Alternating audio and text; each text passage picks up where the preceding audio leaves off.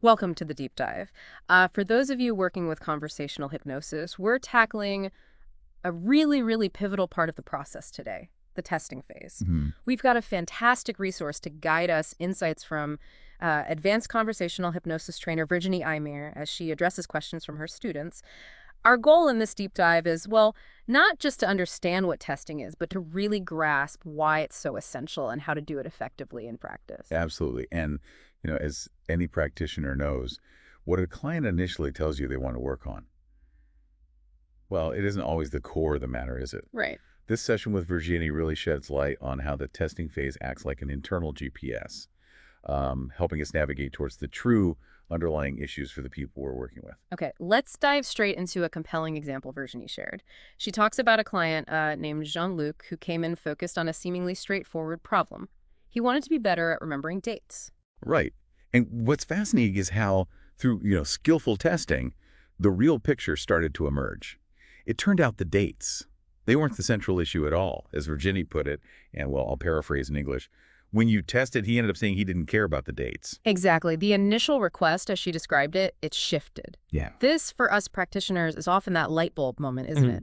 The presenting problem is often just the first layer we need to peel back. It's like the client is showing us the finger pointing at the moon, and the testing phase helps us figure out, well, what moon we're actually aiming for. Precisely. It really underscores the vital importance of not just taking that initial statement as the definitive truth. The testing phase gives us the tools to gently explore and uncover the deeper landscape of the client's experience. So let's explore this idea of shifting client needs a bit more. With Jean-Luc, even though his initial focus was on recalling dates, the conversation revealed that his fundamental desire wasn't simply to have a better memory for specific times. That's a really crucial nuance Virginie highlights. Yeah. She points out, at no point did he say, what I absolutely want now is to be able to remember dates. Mhm. He never really said it like that. It was more of a symptom, maybe, or something he thought was behind the real issue, rather than the core desire itself. And this is where our skills as practitioners in the testing phase really come into play. After it became clear that the dates weren't the central concern for Jean-Luc, Virginie then started to test other areas, like his sense of connection with others and his tendency to over-anticipate things. It makes you wonder, what was the link he perceived between remembering dates and these other aspects? That's a great question, and it highlights how these different aspects, which Virginie later calls nodes, think of them as like key themes or interconnected ideas that surface. Right. Yeah, nodes that were explored after the initial focus on dates seemed to just sort of resolve itself for Jean-Luc. He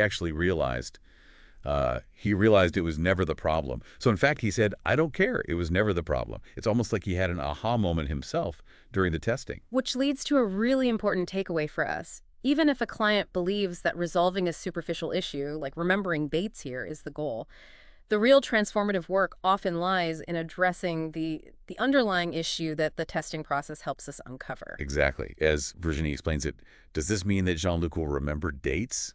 We don't know, maybe. But in any case, it won't be a problem for him anymore. Ah. So the resolution of that surface level thing might or might not happen, but the core challenge that was actually impacting him will have been addressed. It's about the impact of the issue, not just the issue itself. That makes sense. This brings us to Virginie's methodology of continually testing these different aspects, these nodes that emerge throughout the session. She emphasizes it's that we are going to retest each node. It's not just identifying one key area, but seeing how it connects with other themes coming up. Yes, this iterative process is absolutely vital. It's definitely not a one-time investigation. You test an initial point, and then, based on the client's responses and what starts to surface, you then test related or newly emerging themes, like peeling an onion. Really? Exactly. Each layer you uncover might lead you to another. She illustrates this so well with Jean-Luc. First, the dates were the initial focus, the first node, maybe. When that didn't resonate as the core issue, she skillfully moved on to test his sense of connection and then his tendency towards anticipation. How does she even know to go in those directions? Well, that's the art of the testing phase, isn't it? It's about being really attuned to the client's language, their emotional responses, even subtle shifts in their physiology. When the dates issue dissolved, Virginie likely picked up on cues, maybe a hesitation talking about shared experiences, or an anxious tone about future events that hinted at these other underlying nodes of connection and anticipation. It requires a keen ear, and a flexible approach. And it's interesting to note the different angles Virginie explored. She even considered whether his perceived inability to remember dates was linked to a fear of missing out on joy or connection, asking, and again, I'll paraphrase, yes, but won't you share as much as others? Won't you be as joyful since you won't remember? This really highlights the multifaceted nature of effective testing. It's not just about the obvious. Exactly. She was exploring the potential consequences Jean-Luc might have associated with not remembering dates. Was it just a practical thing, or was there a deeper emotional layer tied to it? By testing these different potential links, she could get a clearer sense of what was truly driving his initial concern. Now, a very practical question came up from one of Virginie's students that I think many of us practitioners can relate to. The student asked, how do you manage to remember all of that? Because I'm also in hypnosis. Good. Well, it's normal that we're observers, even but yesterday. When Lena said, can you repeat the question? I thought, oh dear, I don't even remember what the question was. But to bring back the whole recap of the session, it's impressive to me. It's a great point. How do we stay present and attuned while also keeping track of all the threats? Absolutely. It's very valid and, yeah, common concern. And Virginie's response is reassuringly human. She says, basically, I don't remember everything, I forget details. But for testing, I generally have a good memory, but I don't remember everything.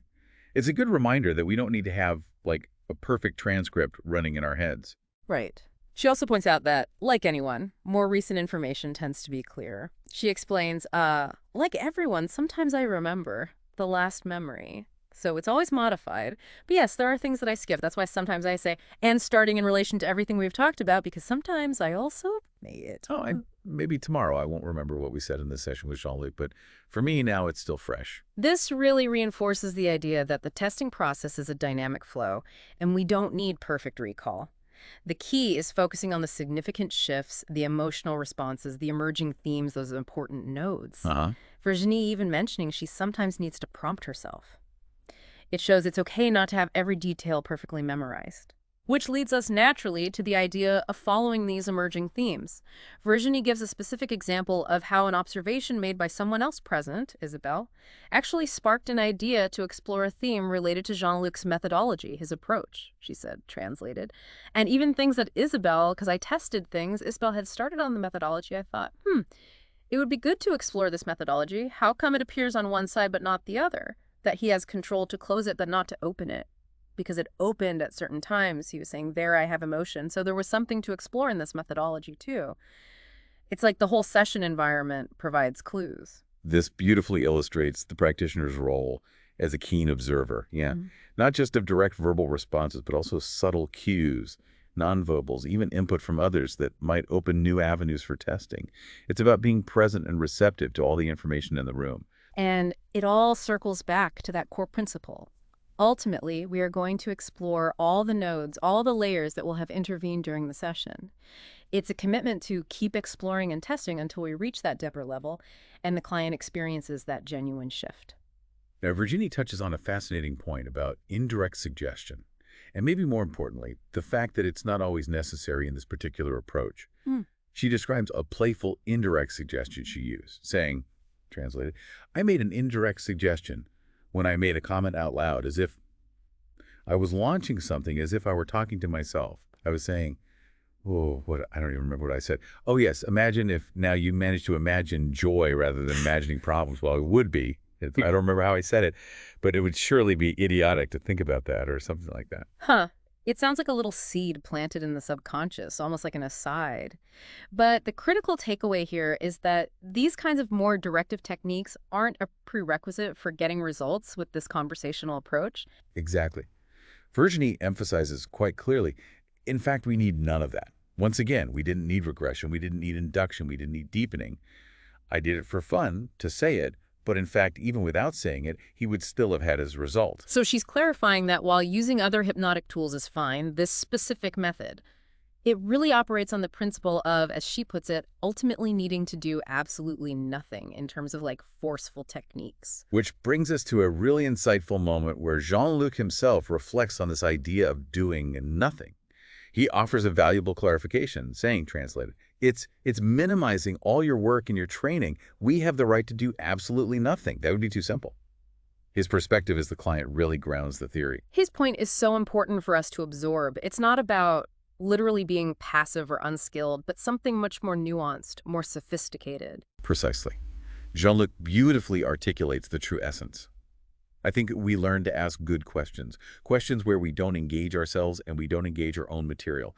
It's not that we learn to do absolutely nothing, it's that we learn to listen to the unconscious. That means we learn to detect when something resonates. If it's a node, we note it. If it's an emotion, we bring it forward. And we continue to try to maintain him in his unconscious through our questions where we don't bring our material. So it's about highly skilled questioning, actively listening to the client's unconscious, and carefully following those emerging nodes and emotions without imposing our own stuff onto their experience. Right. And as Virginie adds, we also have skills, we also have knowledge about the human being, and we know that there can be these complexities, grief, trauma, or other, and that we can guide him without always bringing our own material. Our existing understanding informs our ability to ask effective non-leading questions and recognize significant patterns. Finally, Virginie shares a very relatable example of a potential testing avenue she actually missed with Jean-Luc, a sensation in his throat, she mentions, translated. Moreover, part of the test that I didn't do, which shows that we can forget to do things, and it's not going to change the result. I could have also tested because there had been something at the level of the throat at one point. We could have started there in a transmotional method. It's a great reminder, yeah, we don't have to be perfect. This is a really important point. It's okay to miss things. Yeah. It doesn't invalidate the whole process or necessarily stop the outcome. Our own human limitations are just part of the reality. Exactly. As Virginia reassuringly states, no stress, the subconscious will always lead us or offer us things even if we missed a moment.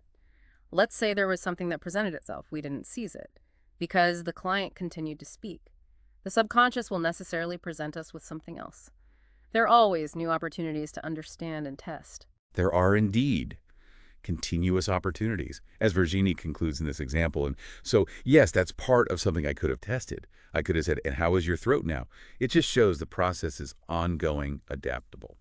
So as we bring our deep dive into the testing phase to a close, guided by Virginie Eymere's insights, we've really seen how crucial this is for uncovering the genuine issues, often hidden beneath the surface problem. We've explored retesting those emerging nodes, the practicalities of memory and focus, and the importance of trusting the client's own subconscious wisdom. Yeah, it's become clear that the initial concern is often just the entry point, isn't it? The testing phase empowers us to step through that door and explore the deeper areas where lasting change can really happen. And on that note, here's a thought for you to consider in your own practice. Think about a recent client.